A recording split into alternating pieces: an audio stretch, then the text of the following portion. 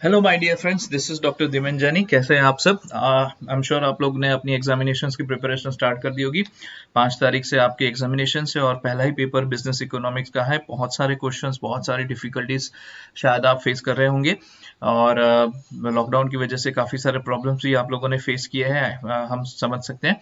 तो उस केस के अंदर स्पेशली स्टूडेंट्स की रिक्वेस्ट को ध्यान में रखते हुए मैं स्पेशली मार्च अप्रैल 2019 का जो बिजनेस इकोनॉमिक्स का क्वेश्चन पेपर है वो यहाँ पे वीडियो लेक्चर सीरीज नोट्स में मैं सॉल्व करके आपके पास यहाँ पे लेके आया हूँ। अब इसका फुल एडवांटेज लीजिए। सारे कंसेप्ट मैंने यहाँ पे बहुत ही डिटेल में एक्सप्लेन किए हैं, ठीक है।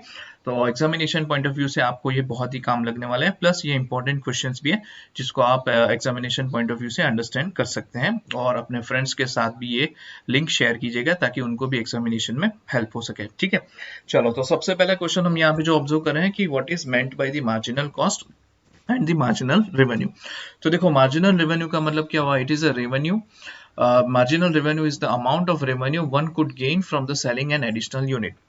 यानी कि एक एडिशनल यूनिट को सेल करने के बाद जो एक्स्ट्रा रेवेन्यू किसी भी कंपनी को, किसी भी पर्सन को मिलती है, उसको हम बोलेंगे मार्जिनल रेवेन्यू। मार्जिनल कॉस्ट का मतलब क्या होगा? It is a cost of producing one more unit, ठीक है। एक एडिशनल यूनिट को प्रोड्यूस करने के लिए जो भी एक्स्ट्रा खर्चा लगता है उसको हम बोलेंगे मार्जिनल कॉस्ट। चलो, एक एग्जांपल हम यहाँ पे देखते हैं। देखो, अभी मेरा प्रोडक्शन 10 यूनिट का है, प्राइस है 100 रुपीज की, ठीक है। 100 रुपीज में मैं उसका कॉस्ट ऑफ प्रोडक्शन है, यानी कि प्रोडक्शन कॉस्ट है, और 110 रुपये में मैं उसको मार्केट में बेच रहा हूँ। अब अगर मैं एक्स्ट्रा यूनिट का प्रोडक्शन करता हूँ, फॉर एग्जांपल 11 रुपीज में उसका एक और यूनिट का प्रोडक्शन करता हूँ, 11th यूनिट पे मैं जा रहा हूँ, तो एक एक्स्ट्रा यूनिट को प्रोड्यूस करने के लिए मुझे 105, मतलब टोटल 11 यूनिट को प्रोड्यूस करने के लिए मुझे 105 रुपये का खर्चा हो रहा है। तो यहाँ पे देखो, मार्जिनल कॉस्ट का मतलब क्या है? एक एक्स्ट्रा यूनिट को प्रोड्यूस करने के लिए जो एक्स्ट्रा खर्चा आपको लगता है उसको हम बोलेंगे मार्जिनल कॉस्ट। तो देखो, 100 रुपये था, यहाँ पे कितना हुआ? 105, तो ये जो 5 रुपये हुआ वो मेरा मार्जिनल कॉस्ट। अगेन मैं ऊपर जा रहा हूँ, सपोज 12 यूनिट का प्रोडक्शन में कर रहा हूँ। यहाँ पे मेरा टोटल कॉस्ट 11th यूनिट पे 105 था, यहाँ पे 112 हो गया। तो इस केस के अंदर देखिए कि 112 माइनस 105 करूंगा तो मार्जिनल कॉस्ट मेरी 7 आई। इन शॉर्ट, एक एडिशनल यूनिट को प्रोड्यूस करने के लिए जो भी एक्स्ट्रा खर्चा लगता है उसको हम बोलेंगे मार्जिनल कॉस्ट। और वही एडिशनल यूनिट को मार्केट में हम सेल करते हैं तो उससे जो एक्स्ट्रा रेवेन्यू मिलती है उसको हम बोलेंगे मार्जिनल रेवेन्यू। फॉर एग्जांपल 110 रुपये, 10 यूनिट को मैं 110 रुपये में सेल कर रहा हूँ। अब 11th यूनिट मैंने एक यूनिट एक्स्ट्रा बनाया 105 में, 5 रुपये का मार्जिनल कॉस्ट आया, और उसको मैं मार्केट में 120 रुपये में सेल कर रहा हूँ। तो मेरी मार्जिनल रेवेन्यू कितनी हुई? तो 120 माइनस 110 इक्वल्स टू 10। सपोज एक और एक्स्ट्रा यूनिट बना रहा हूँ मैं, तो यहाँ पे उसको 127 में सेल कर रहा हूँ, 127 माइनस 120 इक्वल्स टू 7। यानी कि एक एक्स्ट्रा यूनिट को सेल करने के लिए सेल करने के बाद जो भी एक्स्ट्रा रेवेन्यू मुझे मिलती है उसको मैं बोलूंगा marginal revenue. Second question is clarify the meaning of advertisement elasticity of demand. Now, advertisement elasticity of demand refers to percentage change in the demand of goods and services due to percentage change in the advertisement expenditure by the firm।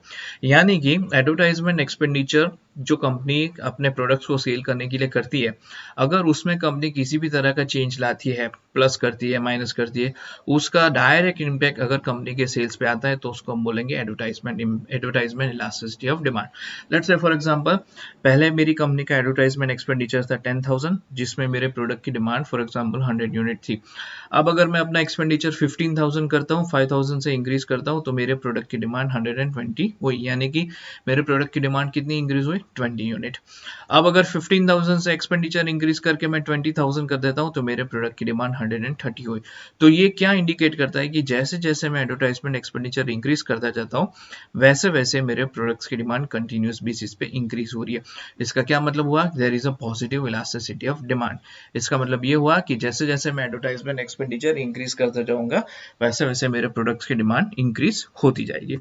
Next is, what is production function? So production function is a technical relationship between the amount of input that firm uses and maximum level of output that it can produce by usage of this input. That is the factors of production, you can say. तो किसी भी चीज का अगर मैं production करता हूं तो प्रोडक्शन करने के लिए मुझे कुछ फैक्टर्स ऑफ प्रोडक्शन चाहिए, जैसे लैंड, लेबर, कैपिटल, ये सारे बेसिक फैक्टर्स ऑफ प्रोडक्शन है। तो ये फैक्टर्स ऑफ प्रोडक्शन को पकड़ के, ये फैक्टर्स ऑफ प्रोडक्शन यानी कि ये जो इनपुट फैक्टर्स है, ये इनपुट फैक्टर और ये जो आउटपुट है, दोनों के बीच में टेक्निकल रिलेशनशिप है। टेक्निकल रिलेशनशिप का मतलब क्या होगा कि quantity is a function of A B C factor. यानी कि सपोज अगर मुझे 100 यूनिट का प्रोडक्शन करना है, ठीक है, फॉर एग्जांपल XYZ कोई भी प्रोडक्ट है जिसका 100 यूनिट का मुझे प्रोडक्शन करना है, तो वो फंक्शनली ABC के साथ कनेक्टेड है। फंक्शनली का मतलब क्या होगा, टेक्निकली कनेक्टेड है, जिसका मतलब ये होगा कि सपोज अगर दो labour, A stands for land, for example 2 unit land के है, 5 यूनिट लेबर के हैं और 10 यूनिट कैपिटल के, तो ये 2, 5 और 10, जब तक ये तीन नहीं मिलेंगे तब तक मैं यहाँ पे 100 यूनिट का प्रोडक्शन नहीं कर सकता। या फिर दूसरी लैंग्वेज में बताऊं तो 2 यूनिट लैंड के, 5 यूनिट कैपिटल के, 5 यूनिट लेबर के और 10 यूनिट कैपिटल, ये तीन मिलके मैक्सिमम 100 यूनिट का प्रोडक्शन कर सकते हैं। तो ये क्या इंडिकेट करता है कि ये इंडिकेट करता है कि ये जो लैंड, लेबर और कैपिटल है, ये तीनों का कुछ ना कुछ रिलेशनशिप, तीनों का कंबाइंड रिलेशनशिप मिला के क्वांटिटी प्रोड्यूस हम कर सकते हैं। That is known as the production function. In short आपको इतना समझना है, आपको ये लिखना है कि there is a technical relationship और functional relationship between the amount of input that a firm uses and the maximum level of output that firm can obtain. Next is give the definition of demand forecasting. तो जिसके अंदर पहला point हम देख सकते हैं कि demand forecasting is a process of making estimation about future customer demand over a defined period of time using historical data and the other information। अब देखो डिमांड फोरकास्टिंग की ऐसी कोई स्पेसिफिक डेफिनेशन नहीं है, इसको आप अपने हिसाब से मेंशन कर सकते हो। और एक ये डेफिनेशन मैंने यहाँ पे आपको बताई है, इसको आप एलोबोरेट कर सकते हो। जैसे कि डिमांड फोरकास्टिंग क्या है, तो प्रोसेस ऑफ मेकिंग एस्टिमेशंस। तो फ्यूचर में आपके प्रोडक्ट की डिमांड या फिर आपके सर्विसेज की डिमांड क्या रहेगी, कस्टमर किस हिसाब से डिमांड करने वाला है, वो भी एक पर्टिकुलर पीरियड के लिए, फॉर एग्जांपल आने वाले 2 महीने के लिए, 6 महीने के लिए, 1 साल के लिए, 5 साल के लिए, आप particular time period, time frame पकड़ के आप उसको फोरकास्ट कर रहे हो, आप प्रिडिक्ट कर रहे हो using the historical data and the other information. जिसको डिमांड फोरकास्टिंग की मेथड्स है, डायरेक्ट मेथड्स है, इनडायरेक्ट मेथड्स है। तो ये मेथड से किस तरह से आप डिमांड फोरकास्ट करो, ये यहाँ पे मेंशन हो रहा है। Clarify the meaning of the opportunity cost. अब अपॉर्चुनिटी कॉस्ट का कंसेप्ट मैं आप लोगों को एक्सप्लेन करता हूँ बहुत ही इजी टर्म्स के अंदर। ओके, सबसे पहले ये समझिए कि opportunity cost is the loss of the loss और the benefit that could have been enjoyed if alternative choice was chosen. ठीक है, तो ये एक ऐसा एक्सपेंडिचर या फिर एक ऐसा गेन हो सकता था कि अगर आपने सेकंड अल्टरनेटिव सिलेक्ट किया हो। आई एम श्योर ये थोड़ा सा कंफ्यूजिंग, अब मैं आपको इसका सिंपल वे में एक्सप्लेन करता हूँ। मैंने बुक में भी काफी जगह पे देखा है, इतना सिंपल कंसेप्ट है लेकिन उसको इतनी बुरी तरह से एक्सप्लेन किया है कि कोई भी बंदा अगर समझने वाला है तो वो भी वो समझना में और कंफ्यूज हो जाए, इतना डेंजरसली एक्सप्लेन किया है। और डेफिनेशन होती ही ऐसी है कि जो आपको समझ में ना आए 1 बार 2 बार 3 बार पढ़ने के लिए, पढ़ने के बाद। तो मैं आपको एकदम सिंपल सेंस में इसका एक्सप्लेनेशन कर देता हूँ, जरा ध्यान से सुनिएगा। In other words that opportunity cost is the cost which is sacrificed of a next best alternative. ठीक है, तो जो भी नेक्स्ट बेस्ट अल्टरनेटिव है उसको सेक्रीफाइस, उसको फोरगॉन करने के बाद जो भी कॉस्ट हम फोरगॉन करते हैं, सेक्रीफाइस करते हैं, उसको हम बोलेंगे opportunity cost. I am sure इसमें भी आपको थोड़ी सी डिफिकल्टी हुई होगी, इसलिए मैंने एक एग्जांपल भी यहाँ पे कवर किया है, जरा ध्यान से समझिए।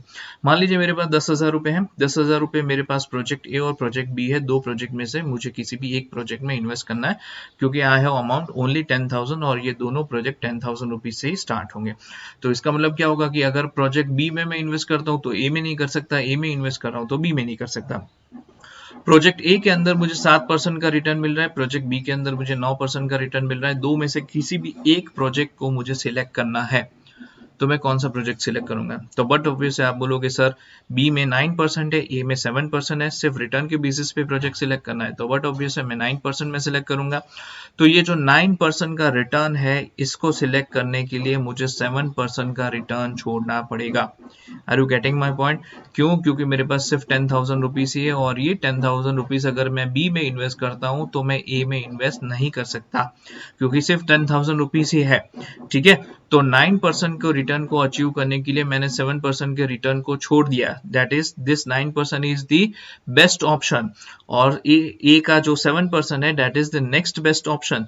तो ये नेक्स्ट बेस्ट ऑप्शन को मैं जो छोड़ देता हूँ, सेक्रीफाइस कर रहा हूँ, that is known as the opportunity cost. Are you getting my point?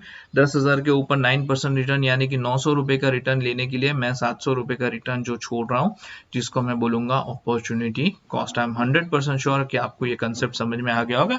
अगर अभी भी नहीं आ रहा है तो मुझे कमेंट बॉक्स में बताइए, मैं आपको फिर से डिटेल में पूरा कंसेप्ट आपको अपॉर्चुनिटी कॉस्ट का एक्सप्लेन करूंगा।